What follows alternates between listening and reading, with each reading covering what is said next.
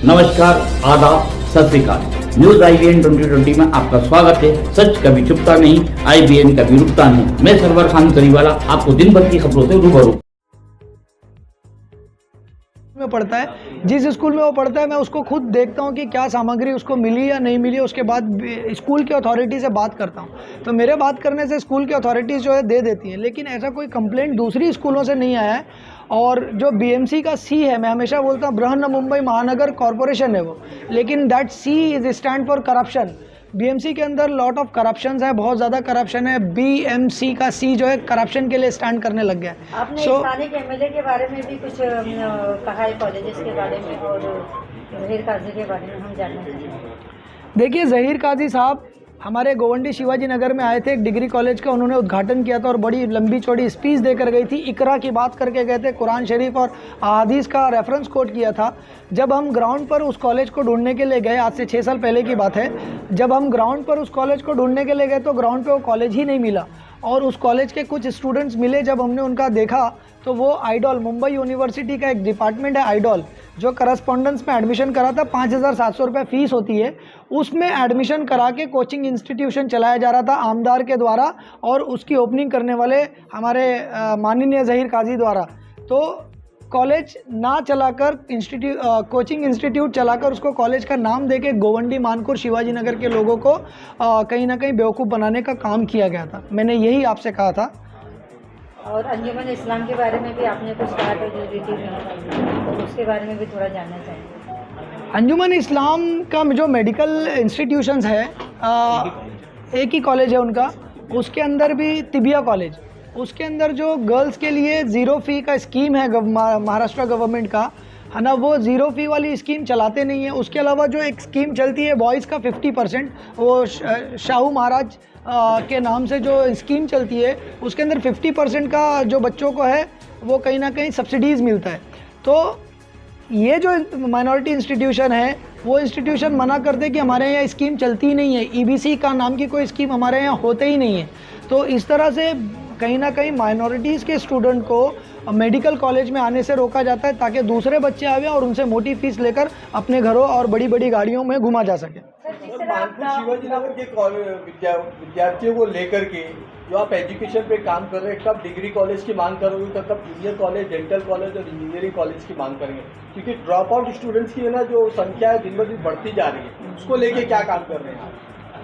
अगर टाटा इंस्टीट्यूट का रिपोर्ट देखोगे तो आप अगर 10th के बाद अगर ड्रॉप आउट्स देखोगे तो वो कहीं ना कहीं 50% तक ड्रॉप आउट्स है। उसके बाद ऊपर चढ़ोगे तो 70% तक, और ग्रेजुएशन में आने तक, PG करने तक 85% टू 95% की जो ड्रॉप आउट रेट है वो शिवाजी नगर मानकुर की है। अब वहाँ पर डिग्री कॉलेज नहीं होने की वजह से, जो कि मेजॉरिटी मुस्लिम्स वहाँ पर रहते हैं, वहाँ पर नकाब और बुरखे का इश्यूज़ आता है। जो पेरेंट्स हैं अपनी लड़कियों को बिना नकाब और बुरखे के कॉलेज भेजना नहीं पसंद करते हैं। वहाँ पर आचार्य कॉलेज, नारायण गुरु कॉलेज और अन्य कॉलेजेस के अंदर मुस्लिम गर्ल्स स्टूडेंट्स पढ़ा करती थी। अभी आप सब प्रेस के माध्यम से न्यूज़ चली थी और सुप्रीम कोर्ट का, माननीय सुप्रीम कोर्ट का उसके अंदर इंटरिम ऑर्डर भी आया कि आचार्य कॉलेज ने नकाब और हिजाब के ऊपर बैन लगा दिया। इस नकाब और हिजाब पर बैन लगा, लेकिन वहाँ पर माइनॉरिटी के एक मिनिस्टर हैं नवाब मलिक साहब, जो अभी भी MLA हैं, और दूसरी कॉन्स्टिट्यूएंसी में श्री अबू हाशिम आज़मी साहब है। लेकिन इन दोनों साहब को अगर आपने देखा तो असेंबली के अंदर ना नकाब और हिजाब और गर्ल्स एजुकेशन पर कभी उन्होंने वॉइस रेस किया, ना कभी उसके ऊपर कुछ काम किया।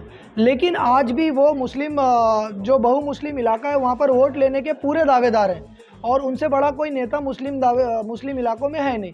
तो ये एजुकेशन को ताक पर रखकर अपनी पॉलिटिकल रोटियां सेकते हैं और इंशाल्लाह हम कोशिश कर रहे हैं वहाँ से कि किसी एजुकेटेड बंदे को हम MLA का इलेक्शन लड़ाएं, जो सरकार में जाए, जो असेंबली में जाए और लोगों की परेशानियों को दूर कर सके वहाँ पर, और वहाँ पर जो डिग्री कॉलेज बना सके। तो हमारा ये कैसे पॉसिबल है जब मानकुर शिवाजी नगर की 25% जमीन लैंड ग्रैबिंग में फंसी हुई है, वो माफियाओं के अंडर में है?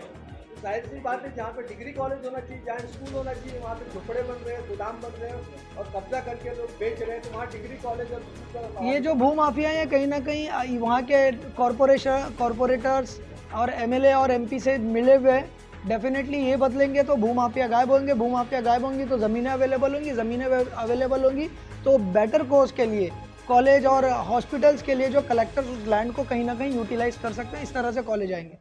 नगर का डब्बा कंपनी का मैदान हो, चाहे वो मानपुर ट्रांजिट कैंप की पूरी जगह कब्जा होगा, स्कूल बनाने की जगह की लोग वहाँ मांग कर रहे हैं, डिग्री कॉलेज बनाने की मांग आप डब्बा कंपनी और ओपन ग्राउंड्स की बात कर रहे हैं, मैं बता रहा हूँ मस्जिदों पर गोवंडी के अंदर कब्जा किया जा रहा है। तो और मस्जिदों पर कब्जा करने के लिए नितेश राणे जैसे लोगों की ज़रूरत नहीं है, वहाँ के लोकल आमदार और लोकल कॉरपोरेटर्स ही कब्जा कर ले रहे हैं। आपकी कहीं ना कहीं जैसा देखा जा रहा है कि आप इसमें आपके मुद्दे हैं जिसे आपने पेश किया, इसी को इसमें आपने छोड़ा है, तो कहीं ना कहीं ऐसा लग रहा है कि आपका ये इलेक्शन की तैयारी है आपके कैंडिडेट उतारने की। नहीं, अगर आपकी दुआ रही तो मैं खुद कैंडिडेट लड़ जाऊंगा, और अगर मैंने जिन मुद्दों को मैंने आपके सामने रखा है आप उसकी फाइंडिंग कीजिए। आप मीडिया कर्मी हैं और मीडिया का काम फैक्ट्स फाइंडिंग का होता है, आप फाइंडिंग कीजिए। अगर उन मुद्दों में मैंने कहीं झूठ बोला है तो आप आपके मीडिया के चैनल से मुझे नंगा कर दीजिए।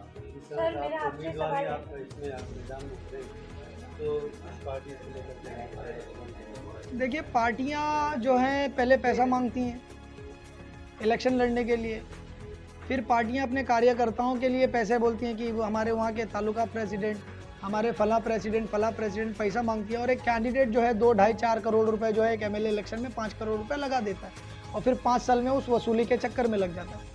तो हमारा ये मानना है कि ये पैसा अगर देना पड़े और फिर बाद में हम वसूली करें तो आज जो है उनको रहने दिया जाए, नए वसूली करने वाले लोगों को लाया नहीं जाए।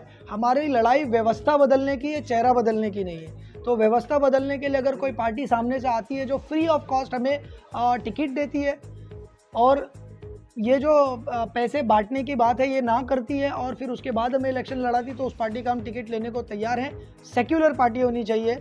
दूसरी चीज़ ये कि व्यवस्था बदलने के लिए हम लोगों को पहले इसी व्यवस्था को बदलना पड़ेगा जो इलेक्शन में आने की प्रक्रिया है, तो उस प्रक्रिया को हम बदलने की कोशिश करें। और डेफिनेट हमारे चैनल को शेयर, लाइक और सब्सक्राइब करना ना भूलें। बेल आइकन दबाएं, हमारे चैनल को सब्सक्राइब करें और लाइक करें।